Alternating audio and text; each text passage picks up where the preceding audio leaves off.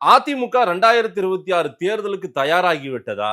அவங்க மெகா கூட்டணி, மகா கூட்டணின்னு எல்லாம் சொன்னாரு. 2024க்கு முன்னாடியே சொன்னாரு திரு இபிஎஸ். அப்பவுமே எதுவும் நடக்கல பெருசா. இப்ப 26க்காவது ஏதாவது நடக்க போதா? வந்தால் சின்ன பகவதி, வராவிட்டால் டெல்லி தளபதி. வந்தால் சின்ன பகவதி, வராவிட்டால் டெல்லி தளபதி. அங்க தளபதியா?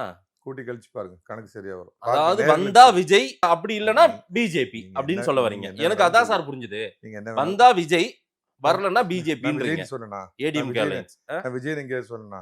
சின்ன சின்ன தளபதின்னா பகவதி. அதான் சார். சின்ன பகவதி. எல்லாம் சின்ன பகவதி யாருன்னு தெரியும் சார் சின்ன எங்களுக்கு. பகவதி. வராவிட்டால் Delhi Thalapathy. 2026 it is a acid test for Thiru Edappadi Palaniswami.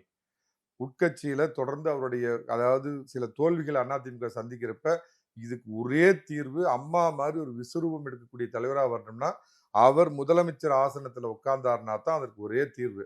அம்மா அவர்கள் கட்சி இரண்டா பிரிவு பெற்று இருந்தப்ப பாத்தீங்கன்னா அம்மாவை எள்ளி நகையாடி இந்த அம்மா இப்பதானே வந்தது அப்படிங்கலாம் இருந்ததெல்லாம் எப்ப மாறிச்சுன்னா 91ல ஜெயலலிதா அப்படின்னு என்னைக்கு பதவி ஏத்தாங்களோ அப்பதான் அதிமுக எல்லாருமே கையை கட்ட ஆரம்பிச்சோம். தோல்ல போட்ட துண்டை எடுத்து இடுப்புல கட்ட ஆரம்பிச்சோம்.